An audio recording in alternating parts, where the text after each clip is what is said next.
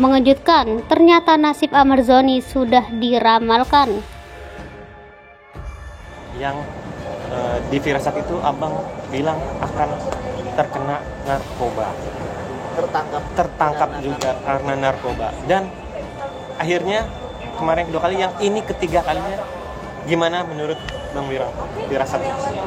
Ya, saat itu saya membuat firasat di Instagram saya, ada artis yang akan tertangkap narkoba. Lalu tidak lama kemudian, kurang lebih 2 pekan, ada artis tertangkap narkoba, dan netizen bilang, wah ini firasatnya terjadi seperti itu. Ya udah ya, seperti biasa-biasa, kalau udah firasatnya terjadi ya udah, mau diapain lagi. Cuma memang setelah itu berlalu dan ternyata diberitakan lagi, kembali lagi tertangkap. Nah, itu saat firasatin seorang artis tersebut, posisi lagi ngapain itu? Lagi fokusnya atau lagi nggak sengaja ngapain? Vision itu tiba-tiba muncul, firasat itu tiba-tiba muncul bahwa ini yang akan muncul ke permukaan. Ada kabar berita yang heboh, ini beritanya. Di saat itulah saya membuat firasat. Maka dari itu sering sekali saya merasakan kalau bikin firasat tidak lama kemudian akan muncul ke permukaan menjadi sebuah berita dan terjadi. Nah, saat firasat itu kan Bang komentarin tuh, ibaratnya ngasih tahu ke beberapa media. Sempet takut gak sih, ragu-ragu, ntar gue diserang netizen nih, ya, kayak biasa gitu. Justru malah kalau kalau mau berpikir secara akal sehat ya, berpikir waras, harusnya ketika ada firasat itu menjadikan sebuah peringatan. Harusnya kan menjadi sebuah ini di dalam diri langsung, wah ini ada firasatnya Wirang nih. Berarti kelompok-kelompok yang sedang melakukan hal itu harusnya hentikan, jangan terus melakukan itu. Dulu sebenarnya Oki kan sempat hot news banget kan. Oki, iya. Nah sekarang ada lagi nih Amarzoni, gimana sih Bang kok? Ya sebenarnya begini, kalau melihat dari sisi situasi yang ada ya, sebenarnya ini di luar dari kapasitas saya untuk mengomentarin karena bukan hak saya, tapi ini sangat menarik sekali.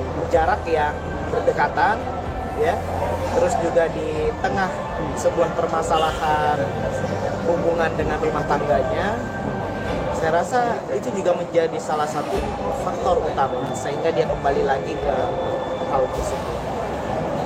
Jadi ya menurut saya sih harus betul-betul ada pihak yang biasa dia dengarkan, itu memberikan dia masukan, saran, memberi nasihat untuk dia agar dia bisa kembali dengan kehidupan yang normal. Karena kita tahu betul bahayanya narkoba untuk generasi muda dan kehidupan kita itu sangat berbahaya sekali. Ya bisa nggak disalahkan para pengguna, ya jelas itu udah salah gitu. Tapi bisa jadi memang mereka tidak menguasai tentang diri mereka, sehingga mereka tidak menguasai apa yang harus mereka lakukan di saat mereka memiliki sebuah masalah. Nah outputnya mereka memilih untuk melampiaskan dengan melakukan kegiatan-kegiatan yang kita tidak bisa toleransi. Ini sangat berbahaya sekali. Jadi menurut saya ya harus ada orang yang membimbing lah, yang menasihati dia untuk berhenti melakukan hal tersebut. Ya saya rasa ada, kita tahu yang sudah disahkan oleh undang-undang, yaitu ada rehabilitas narkoba ya. Itu juga menjadi peran penting untuk para pecandu bisa merubah kebiasaan buruk tersebut.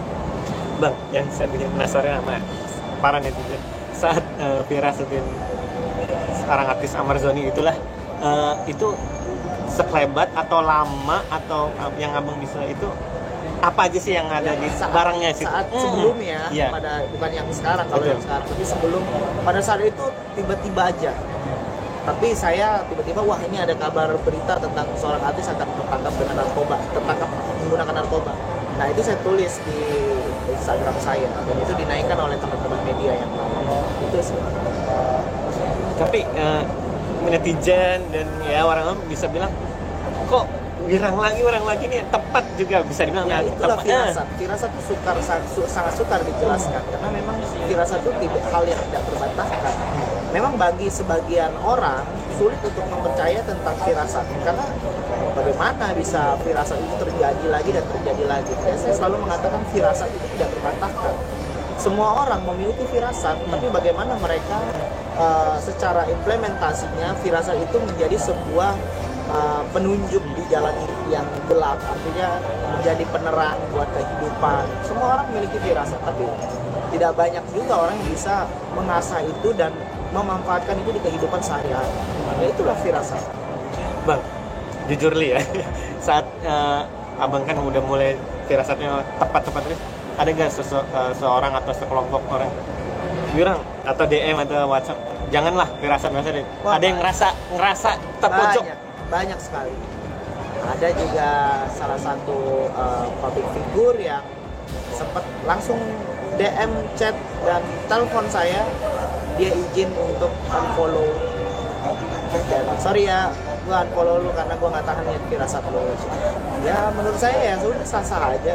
Buktinya kan begini, kalau apa yang saya tuliskan di media sosial saya itu adalah sebuah peringatan. Saya juga tidak ingin firasat itu terjadi. Kalau tidak suka ya silakan unfollow. Sudah itu saja. Karena kalau tidak saya ucapkan juga sakit juga di kepala saya firasat itu. Artis top, lu nya Bang? Artis terkenal, artis top? Wah, sangat top sekali. Sangat terkenal sekali. Followers yang besar di IG? Komedian. Saya nggak nyebut, tapi abang bilang kalau nya komedian langsung ya. Itu sah aja, karena memang firasat itu sangat mengganggu psikis. Jangankan orang lain, saya sendiri aja kadang takut. Gak enak dan gak nyaman sekali. Saat dia bilang, bro, udah gue ini, lu respon lo gimana Bang? Ya udah Bang, oke Bang, nggak apa-apa, aman gitu doang. Iya gitu doang. Itu lu dikit tentang apa? Karirnya kah? Kehidupan? Saat saya berfirasat tentang bencana alam, apa yang terjadi, tentang artis-artis yang bermasalah. Sebenarnya saya itu orang yang paling jarang sekali kalau boleh dilihat mengomentari dan berfirasat tentang artis. Karena kenapa? Menurut itu orangnya suka dan senang dan nyaman. Karena beberapa saya pernah firasat terus artis ketemu langsung di satu acara, terus langsung kayak gitu. Lu yang firasat kemarin kan gitu. Terus saya bilang gitu, ketawa aja. Terus mau gimana? Itu hak orang, mau tidak suka dengan saya ya silakan aja. Karena menurut saya untung ruginya ketika ada orang yang tidak menyukai saya, untung ruginya kembali ke mereka. Ya sudah. Nah, saat artis top yang komedian itu ya, yang mau tiba-tiba gue unfollow ya bro, itu saat lu emang ada nyinggung dia atau enggak sama sekali? Enggak atau sama umum? sekali, ya enggak sama sekali. Cuman apa yang saya firasatin itu mengganggu psikis dia dan membuat dia ketakutan.